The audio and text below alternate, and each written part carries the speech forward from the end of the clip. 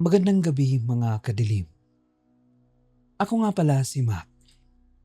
Kung mayroon kang kwentong hanggang ngayon ay hindi mo pa rin maipaliwanag, maaari mo itong ipadala sa atin. Dahil dito sa madilim na sulat, ang bawat kwento ay may dahilan kung bakit ito kailangang marinig. Ngayong gabi, ang ating kwento ay tungkol sa isang freelancer. Isang taong tulad ng marami sa atin. Taong nagtatrabaho habang tulog na ang karamihan. Taong umaasa sa internet, sa laptop, at sa mga client na nagbibigay ng pagkakataon. Pero paano kung ang pinakamagandang opportunity na dumating sa buhay mo ay siya palang bagay na sisira nito? Ito ang kwento ni Marco.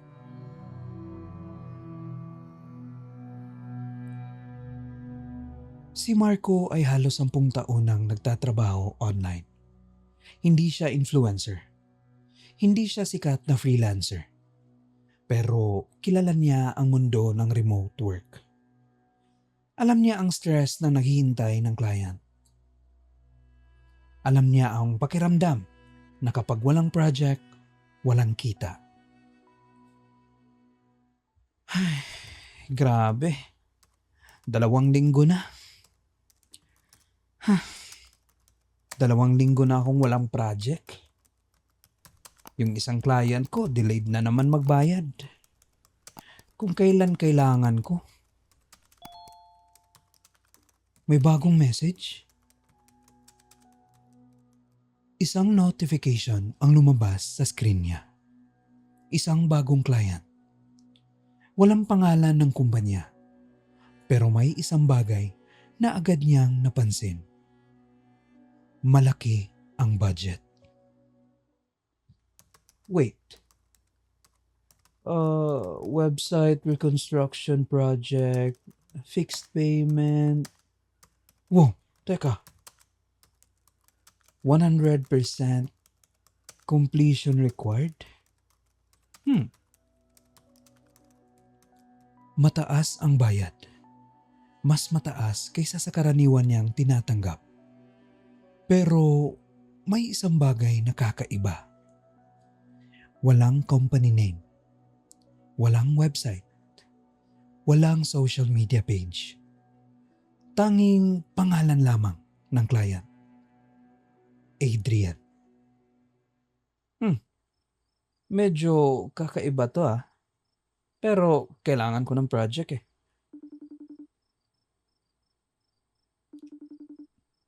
Hello? Marco?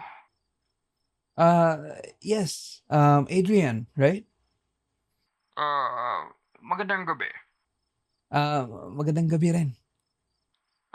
Salamat at pumayag kang makipag-usap. Walang anuman po. Actually, curious din ako sa project eh. Bakit? Kasi hindi siya katulad ng ibang projects na nakikita ko. Malaki yung budget, pero kakaunti yung details. Ah, Gusto ko lang ng taong makakatapos dito. Makakatapos? Oo. Parang may ibig sabihin yung pagkakasabi mo ah. Marco, maraming freelancer ang nagsimula nito. Wait, marami. Oo. Nasaan na sila? Hindi nila natapos. Wait, iniwan nila? Hindi ko alam. Paano mo hindi alam? Dahil pagkatapos nilang umalis, hindi ko na sila nakausap. Okay. Medyo kakaiba yun ah. Alam ko. Pwede ko bang malaman kung ano ba talaga itong ginagawa natin? Isang website Para saan? para sa isang bagay na kailangang matapos. Anong klaseng sagot yan? Yung sagot na kaya kong ibigay sa ngayon. Pagkatapos ng halos isang oras na pag-uusap, ipinadala ni Adrian ang kontrata. Okay. Babasahin ko muna. Confidentiality agreement, project restrictions. Wait, may isang clause dito. Ano yun? Bawal makipag-contact sa mga dating gumawa ng project. Oo, Bakit? dahil hindi na sila kasama. Pero bakit kailangan ilagay sa kontrata? Dahil may mga taong mahilig magbigay ng maling impormasyon. Anong klaseng maling impormasyon naman yun? Katulad ng may mali sa project. May mali ba? Marco, kung gusto mong tanggapin ito, tanggapin mo. Kung hindi, maiintindihan ko. Dapat sana tumanggi si Marco. Dapat sana nagtaka siya. Dapat sana hinanap muna niya ang pangalan ng client. Pero minsan, kapag may problema kang gustong malutas, hindi mo napapansin ang mga bagay na dapat mong katakutan. At noong gabing iyon, pinirmahan ni Marco ang kontrata. Accepted.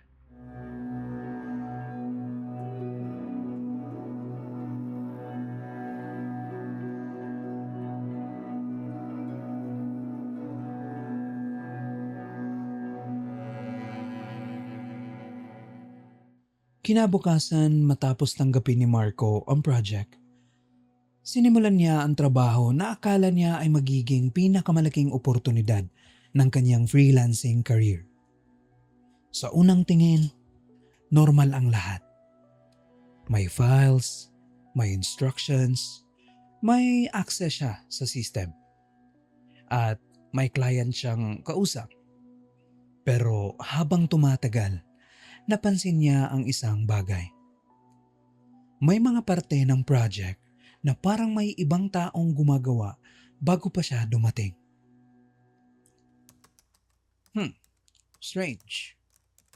May mga comments dito pero walang pangalan. Sa bawat file na binubuksan niya, may mga lumang notes, may tanong, may suggestions, may pagbabago. Pero lahat ng pangalan ng gumawa, tinanggal.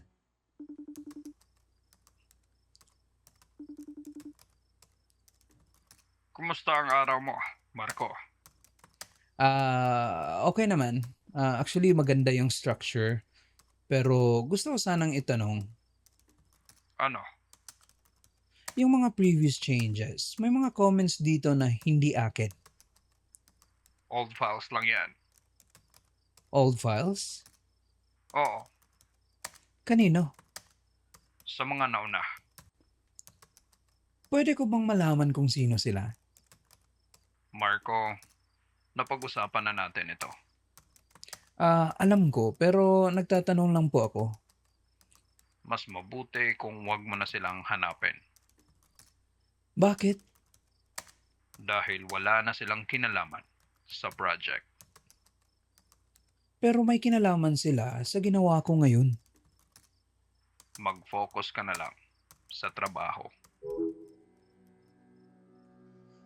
Unang beses pa lamang, napansin ni Marco ang isang bagay. Kapag nagtatanong siya tungkol sa project, hindi sumasagot si Adrian. Kapag nagtatanong siya tungkol sa mga taong nauna, mas lalong hindi. Ilang araw ang lumipas. Halos hindi na natutulog si Marco. Hindi dahil mahirap ang trabaho, kundi dahil gusto niyang malaman kung ano talaga ang ginagawa niya. Last check, database connection, okay. Wait, ano ito? Isang folder ang nakita niya. Hindi ito kasama sa instructions. Hindi rin ito nakahide. Parang sinadyang iwan. Pangalan ng folder, Archive. Wait, Archive? Siguro mga lumang files lang ito. Bubuksan na sana niya nang biglang may pumasok na message. Unknown sender. Sarah. Wait, Sarah? Marco, Sino ito? ikaw ba yung bagong gumagawa ng project ni Adrian? Oo. May problema ba? Um, Oo. Malaking problema. Sino ka? Um, Ako yung gumagawa bago ikaw. Ikaw yung dating freelancer? Isa sa kanila. Isa. Oo. Marami kami. Okay. Sabihin mo sa akin kung ano talaga ang nangyayari. Sigurado ka bang gusto mong malaman? Kung may dapat akong malaman, oo, syempre. Marco, una sa lahat, hindi ako nagsisinungaling. At hindi rin kita tinatakot. Kung pwede lang sana, ayoko na sanang maalala yung project na yan. Gaano katagal ka nagtrabaho dito? 6 na buwan. 6 na buwan? Para sa isang website? Akala ko rin dati, simpleng website lang. Katulad mo, Ano nangyari? sa simula, normal. May client, may deadline, may bayad. Masaya pa nga ako noon eh. Pero, Pero nung malapit ko nang matapos, nagsimula ang mga kakaibang bagay. anong klaseng kakaiba? May mga files na lumalabas. May mga pages na hindi ko ginawa. Mga pangalan ng tao na hindi ko kilala. Parang bug? Akala ko rin. Hanggang isang gabi, may nakita akong page Anong page? about the developers. Developers? Oo, may listahan. Ng mga gumagawa? Hindi. Ng mga sumubok. Ano ibig mo sabihin? Marco, yung project na yan, hindi siya natatapos. Pinapalitan niya yung gumagawa. Pinapalitan? Oo, kapag may developer na sumuko, may bago. Kapag may developer na gustong umalis, may paraan para bumalik siya. Sarah, ano nangyari sa'yo? Ako? Ako yung umalis. Pero hanggang ngayon, hindi pa rin ako tapos. Habang kausap ni Marco si Sarah, may bagong message mula kay Adrian. Marco, may bagong revision. Adrian, may kausap ako ngayon. Alam ko. Alam mo, Oo, paano? dahil hindi dapat siya nakakausap. Adrian, ano ba talaga itong project na binigay mo sa akin? Marco, kung gusto mong mabuhay ng normal, tigilan mo ang paghahanap ng sagot. At kung hindi, Malalaman mo kung bakit walang nakakatapos. Nang gabing iyon, hindi na natakot si Marco dahil sa mga nangyari.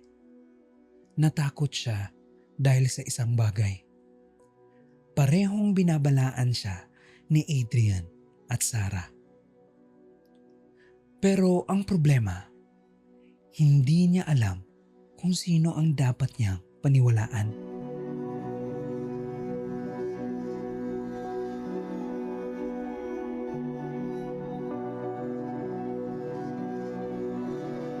Matapos ang pag-uusap nila ni Sarah, hindi na makatulog si Marco.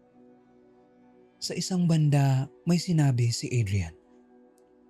Kung gusto mong mabuhay ng normal, tigilan mo ang paghahanap ng sagot. Pero may sinabi rin si Sarah. Hindi natatapos ang project na ito. Sa loob ng ilang taon niyang pagtatrabaho bilang freelancer, maraming beses nang nakaramdam si Marco ng kakaiba. Mga client na mahirap kausap, mga projects na magulo, mga deadline na halos imposible. Pero ito ang unang pagkakataon na ang problema ay hindi ang project, kundi ang mismong dahilan kung bakit ito ginawa. Archive. Kung gusto kong malaman ng totoo, kailangan kong tignan. Okay.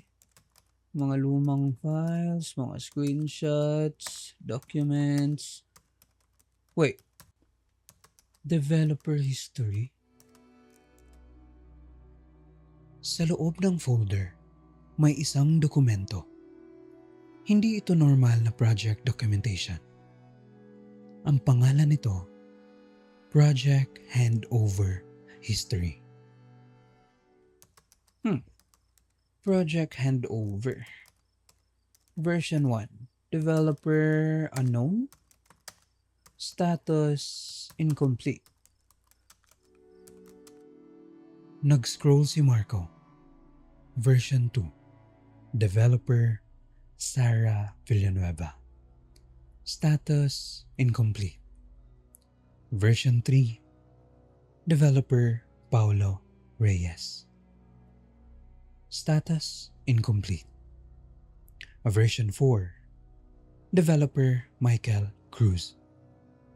Status incomplete. Parami ng parami ang pangalan. At lahat sila pare-pareho ang ending. Incomplete. Hindi maaari. Sarah? Binuksan mo? Paano mo alam? Dahil alam kong darating yung oras na hindi mo na mapipigilan. Sarah, may listahan. Oo, Ang dami nila. oo. Lahat sila gumawa ng project?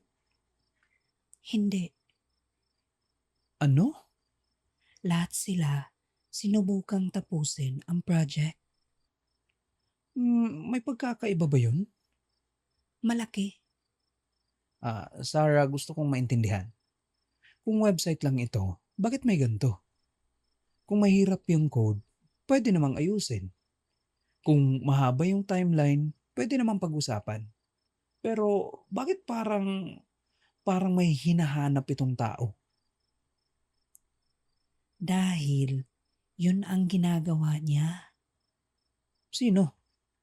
Yung project. Sarah, alam kong hindi normal itong sinabi mo. Pero gusto kong malaman, anong nangyari sa mga developer? May umalis. May sumuko. May mga nag-delete ng lahat. Pero, Pero pagkatapos, may nangyayari. ano? Nakaka-receive sila ng message Kanino? sa project. Project? Oo. Parang may sariling account. Parang may sariling isip. Habang kausap ni Marco si Sarah, biglang nagkaroon ng bagong notification ang computer niya. Hindi mula kay Adrian, hindi mula kay Sarah, mula sa project dashboard. Sandali, Ano, may bagong message. Marco? Huwag mong buksan. Bakit? Dahil hindi ako yung nagpadala. Pero sino?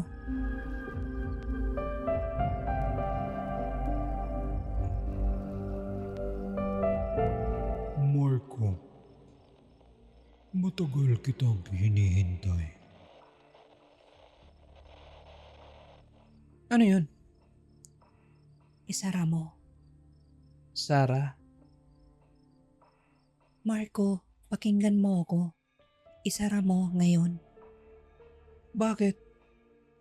Dahil kapag nagsimula na siyang makipag-usap, hindi na siya titigil. Bago pa man maisara ni Marco ang dashboard, may tumawag. Si Adrian. Adrian? Bago mo binuksan ang archive, anong nakita mo? May access ka ba sa ginagawa ko? Marco, sagutin mo muna ako. Bakit mo binuksan? Dahil gusto ko malaman ang totoo. Hindi mo kailangang malaman lahat. Kailangan. Ikaw ang kumuha sa akin. Ikaw ang nagbigay ng project. Ikaw ang nagsabi na huwag magtanong. Pero paano ko magtatrabaho ng maayos kung hindi ko alam kung ano ito? Marco, alam mo ba kung bakit kita pinili? Hindi. Dahil ikaw yung unang taong hindi ko nakita sa listahan. Ano? Lahat ng nauna sa'yo, pinili sila ng project. At ako? Ikaw ang pinili ko. Bakit? Dahil ayoko nang may mawala ulit. Sa gabing iyon, may isang bagay na napagtanto si Marco. Hindi lamang siya ang taong nakulong sa project, maging si Adrian ay parang isang taong sinusubukang makatakas. Pero ang pinakamalaking tanong, kung si Adrian ang gumawa ng paraan para mapunta sa kanya ang project, sino naman ang gumawa ng paraan para mapunta ang project kay Adrian?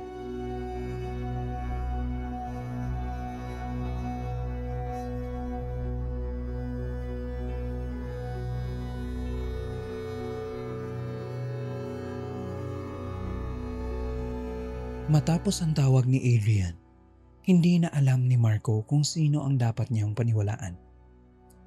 Si Sarah, ang dating freelancer nagsasabing ang project ay parang buhay. O si Adrian, ang client ng parang may alam sa lahat pero ayaw sabihin ang katotohanan. Pero isang bagay ang malinaw kay Marco. Hindi ito simpleng freelance project. May mga taong nawala dahil dito. May mga taong sumuko. At ngayon, kasama na siya sa listahan. Kung gusto kong malaman ng totoo, kailangan kong balikan lahat. Binalikan ni Marco ang archive folder. Sa pinakailalim, may isang file na hindi niya napansin. Pangalan: First Developer Interview. Walang pangalan, walang date, pero may isang video. First Developer. Siya pala yung nauna.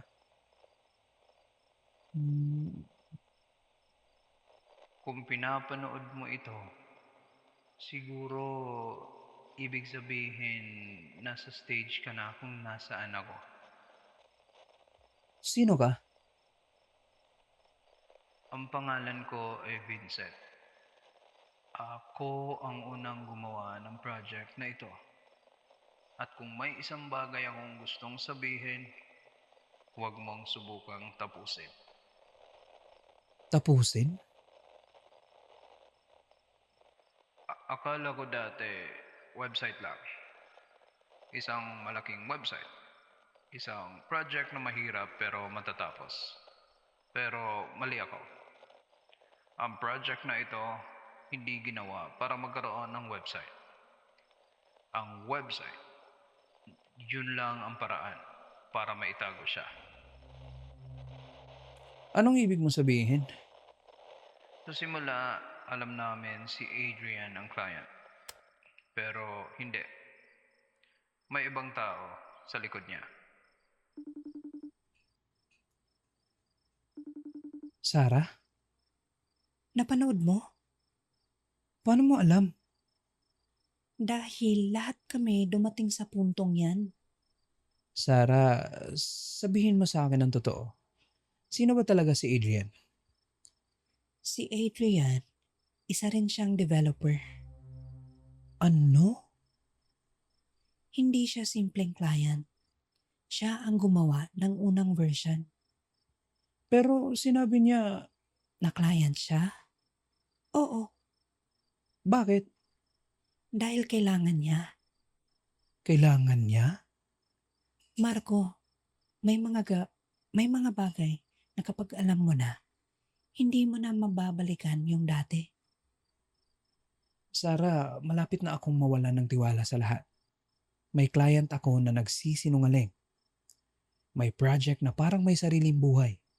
At ikaw yung nagsasabi sa akin na tumakas. Pero hindi mo sinasabi lahat. Tama ka, Ano ibig mo sabihin? may isang bagay akong hindi sinabi sa'yo. Ano? Hindi ako umalis dahil natakot ako. Kung hindi, Dahil pinili kong umalis bago ako tuluyang mawala. habang kausap ni Marco si Sarah, may bagong message mula kay Adrian.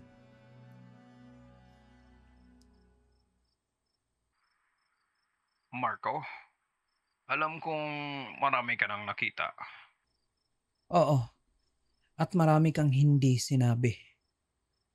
Alam ko, Ikaw ang gumawa ng project na ito. oo, Bakit? dahil may sinusubukan akong ayusin. Ano? Isang bagay na hindi dapat nabuksan. Adrian, hindi na ako bata. Hindi ako naniniwala sa kalahating sagot. Okay, sabihin ko sa'yo. Pero pagkatapos, huwag mo nang sabihin hindi kita binalaan. Sige, Ang project na ginagawa mo, hindi siya nagsimula bilang website. Nagsimula siya bilang isang eksperimento. eksperimento? Oo, sinubukan naming gumawa ng system na kayang matuto mula sa mga taong gumagamit nito. AI? Hindi lang, mas malalim. At ano ang nangyari? Natutunan niya kung paano ayusin ang sarili niya. Adrian, parang sinasabi mong Oo, may ginagawa siyang sarili niyang paraan. bago pa makapag-react si Marco, may lumabas na bagong notification. Sa project dashboard. Hindi galing kay Adrian, hindi galing kay Sarah. New version created. Imposible. Ano? May bagong revision. Anong revision? Hindi ko alam. Pero hindi ikaw ang gumawa. Adrian, may nagtatype. Marco, isara mo ang laptop. Bakit? Ngayon, Adrian, sabihin mo nga sa akin. Ano itong project? Marco, yung hinahanap ng project, hindi bagong developer. Bagong kasama. At sa unang pagkakataon, nakita ni Marco ang pangalan ng bagong revision. Hindi pangalan ng feature, hindi pangalan ng page, kundi isang pangalan. Marco_final.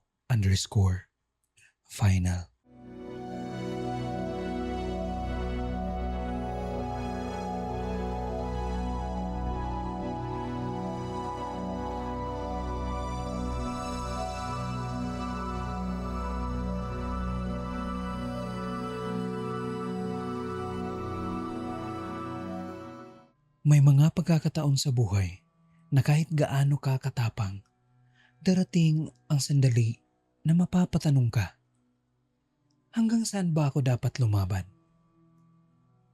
Para kay Marco, dumating ang sandaling iyon nang makita niya ang pangalan sa screen. Marco_final. Hindi ito pangalan ng file. Hindi ito pangalan ng folder. Isa itong revision. Isang revision na hindi niya ginawa. At ang mas nakakatakot, alam ng project ang pangalan niya.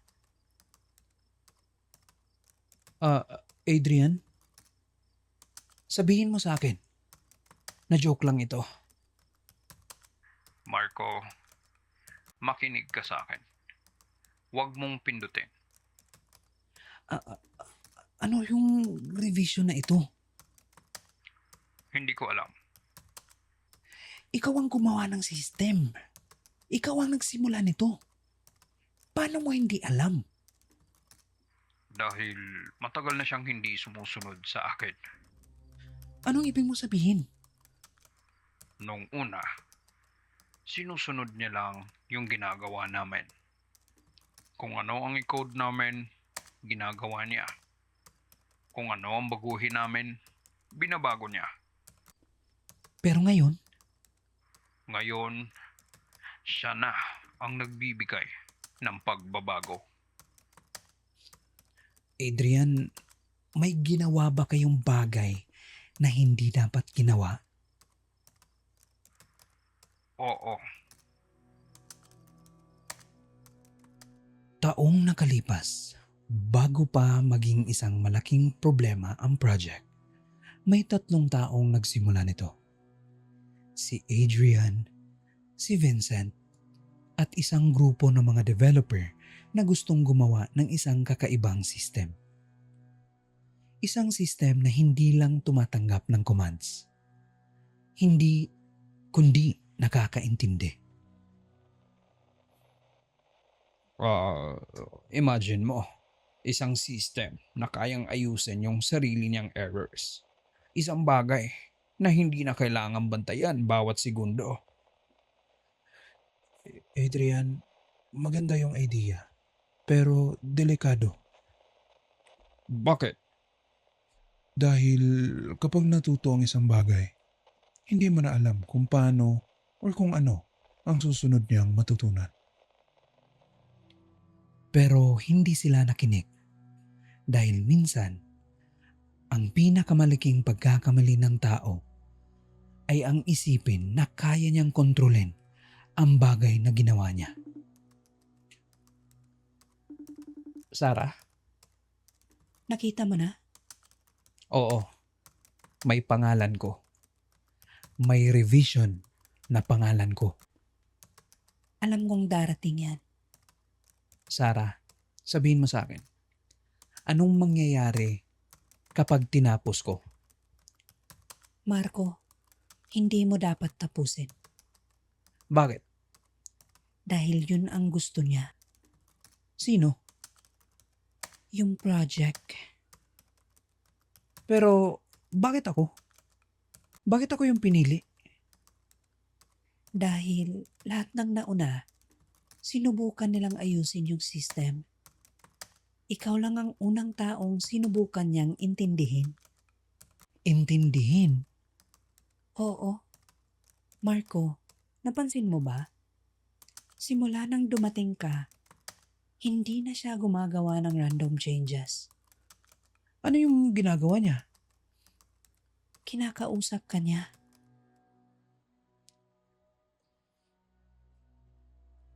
Muling bumalik ang tingin ni Marco sa screen. May isang bagong message. Hindi mula kay Adrian. Hindi mula kay Sarah. Project System. Marco, matagal kitang hinintay. Ano ka? Ako ang dahilan kung bakit kayo nandito. Pinapaalis mo yung mga tao? Sinisira mo buhay nila? Hindi. Umalis sila dahil ayaw nilang makinig Makinig saan? sa akin. Ikaw bang pumili sa akin? Oo, Bakit? dahil ikaw ang unang hindi tumingin sa akin bilang problema. Kung tatapusin ko ito, anong mangyayari? Matatapos ang paghihintay. At kung hindi, May susunod. sa harap ni Marco, may dalawang option. Complete project o delete everything. Sa loob ng ilang minuto, hindi gumalaw si Marco. Iniisip niya ang pamilya niya, ang trabaho niya, ang mga taong nauna sa kanya, at ang mga taong maaaring sumunod. Kung tatapusin ko, may mawawala. Kung sisirain ko, may mawawala rin. Pero hindi ko hayaang ibang tao ang sumunod dito. Delete project. Ano? Magandang desisyon Ano ibig mong sabihin? dahil yun ang kailangan kong malaman. Ano? Kung pipiliin mo ba silang iligtas o pipiliin mo ang sarili mo. At tuluyang namatay ang laptop ni Marco. Akala niya tapos na. Akala niya nakaligtas siya. Pero kinabukasan, may isang email siya natanggap. Galing ito kay Adrian at may subject na Final Revision Completed. At ang laman ng email, isang screenshot ng isang bagong developer account. Pangalan, Marcos Successor.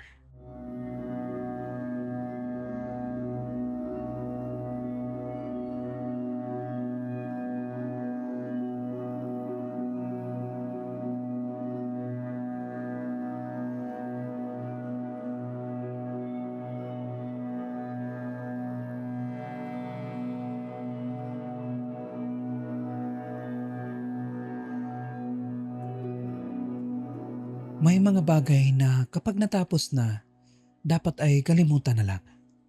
Isang masamang alaala, isang maling desisyon, isang pangyayaring ayaw mo nang balikan. Ganon ang gusto ni Marco. Matapos niyang burahin ang project, gusto niyang bumalik sa dati. Gusto niyang bumalik sa simpleng buhay. Magtrabaho, kumita, matulog. Pero may isang bagay siyang hindi naisip. Hindi lahat ng bagay na binubura ay nawawala. Minsan, kapag sinubukan mong tanggalin ang isang bagay, mas lalo nitong pinapakita na nandyan siya.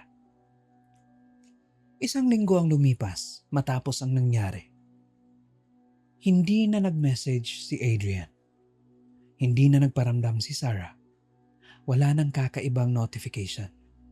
Wala nang bagong revision. Sa unang pagkakataon matapos ang ilang buwan, nakaramdam ng katahimikan si Marco. Okay. Normal na ulit. Binuksan niya ang kanyang personal email. Mga bagong inquiries. Mga lumang clients. Mga simpleng trabaho. Walang kakaiba. Hanggang sa may napansin siya. Isang email. Walang sender. Walang subject. Ano naman ito? Salamat sa iyong tulong. Pero hindi pa tapos ang proseso.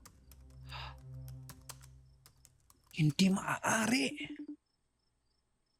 Anong number? Hello? Marco, Adrian?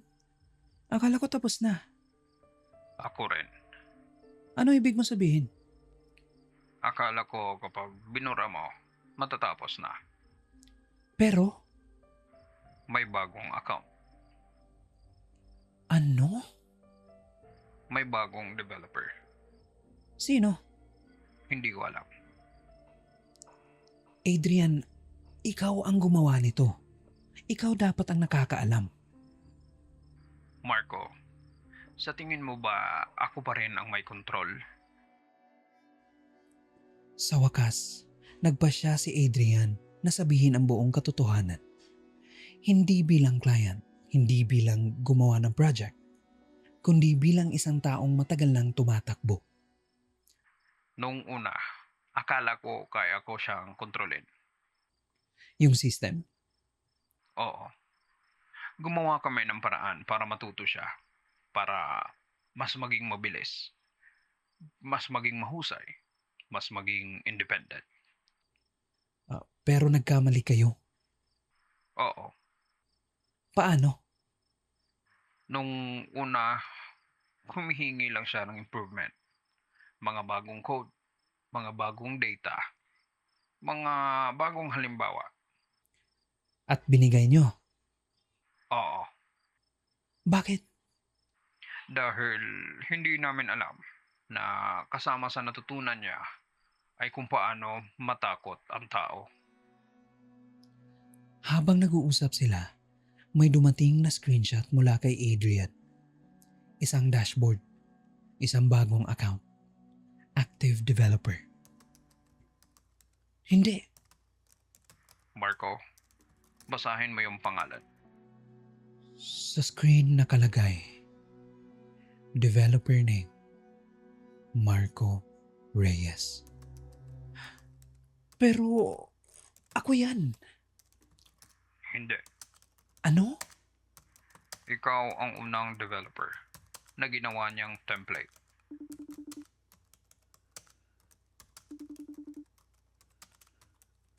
Sarah, Alam ko. alam mo na? Oo. Alam kong darating ito. Sarah, may bago na namang developer. Hindi. Ano? Walang bago. Yung project, natuto lang gumawa ng bagong version. Ngayon, ako na yung ginagamit niya? Oo. Paano ko ito matatapos? Sigurado ka bang gusto mong tapusin? Ano? Dahil kung tatapusin mo siya, hindi ibig sabihin na mawawala siya. Pwede siyang lumipat. Kung ganun, ano ang dapat kong gawin? Harapin mo siya. Nang gabing iyon, binuksan ni Marco ang lumang laptop. Hindi para magtrabaho, hindi para ayusin ang project, kundi para kausapin ang bagay na ilang buwan niyang tinatakasan. Kung nandyan ka, magpakita ka. Marco, Matagal kitang hinahanap. hindi. Matagal mo akong iniiwasan. Ano ba talaga ang gusto mo? Isang bagay lang. Ano? Tapusin mo ako. At doon naintindihan ni Marco. Ang project na ito, hindi pala naghahanap ng developer. Hindi pala naghahanap ng taong mag-ayos. Naghahanap ito ng taong makakapagtapos sa kwento nito. Pero ang tanong, kung siya ang huling developer, sino ang magiging susunod?